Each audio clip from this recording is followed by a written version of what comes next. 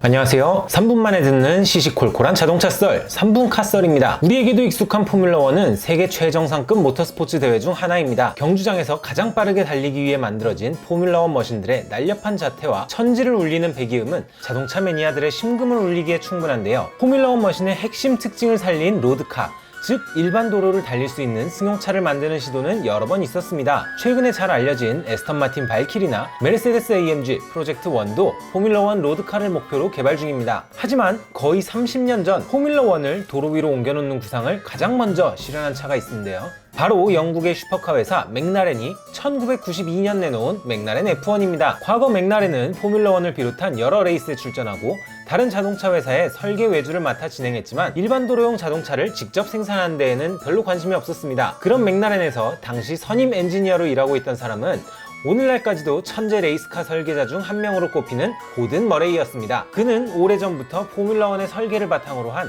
일반 도로용 슈퍼카를 꿈꿔왔는데요. 1988년 이탈리아 그랑프리를 마치고 영국으로 돌아가는 비행기를 기다리던 도중 왜 우리는 슈퍼카를 사러 이탈리아까지 비행기를 타고 와야 하지?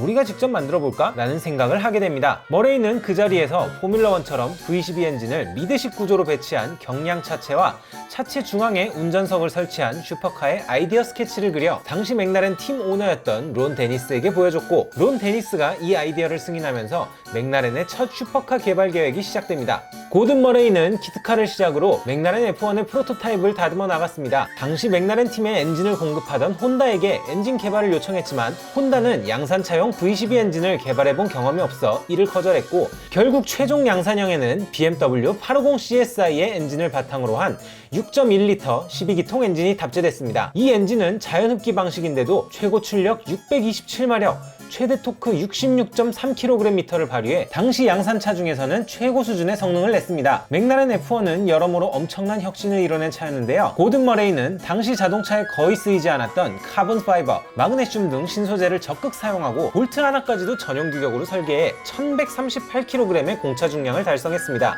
가벼운 차체에 강력한 엔진을 얹었으니 당연히 엄청나게 빠르겠죠? 리미터를 해체한 맥라렌 F1 프로토타입은 1993년에 시속 386.7km의 최고 속도 기록을 달성했는데, 이는 11년 뒤인 2004년 코닉세그 CCR이 등장하기 전까지 깨지지 않았고 28년이 지난 현재까지도 자연흡기 엔진 양산차 중 가장 빠른 기록으로 깨지지 않고 남아있습니다. 맥라렌 F1은 총 107대가 만들어졌고 그중 28대는 레이스에 출전해 활약하기도 했는데요. 워낙 생산 대수가 적고 자동차 역사에서 존재감도 강해 1990년대 자동차 중 콜렉터들에게 가장 사랑받는 모델로 남아있습니다. 미스터 빈으로 유명한 영국 배우 로완 애킨슨이 타던 맥라렌 F1은 큰 사고를 겪은 뒤 무려 15억 원을 들여 수리를 마치고 122억 원의 경매에서 낙찰되기도 했고, 2019년에는 매우 희귀한 LM 사양의 맥라렌 F1이 221억 원의 경매에서 낙찰돼 90년대 이후 출시된 차로는 역대 최고가 경매 기록을 세웠습니다. 맥라렌도 고든 머레이도 F1의 인기를 알기 때문에 그 정신적 후계자들을 만들어냈는데요. 맥라렌 F1 롱테일의 디자인을 오마주한 맥라렌 스피드테일과 고든 머레이가 포뮬러1 로드카 설계 사상을 바탕으로 만든 경량 슈퍼카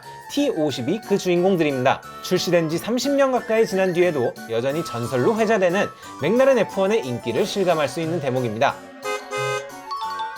자, 3분 만에 듣는 시시콜콜한 자동차 썰 3분 카썰. 오늘은 맥라렌 F1에 관한 이야기를 다뤄봤습니다. 재미있게 보셨나요? 다음에도 더욱더 흥미진진한 내용으로 찾아뵙겠습니다. 감사합니다.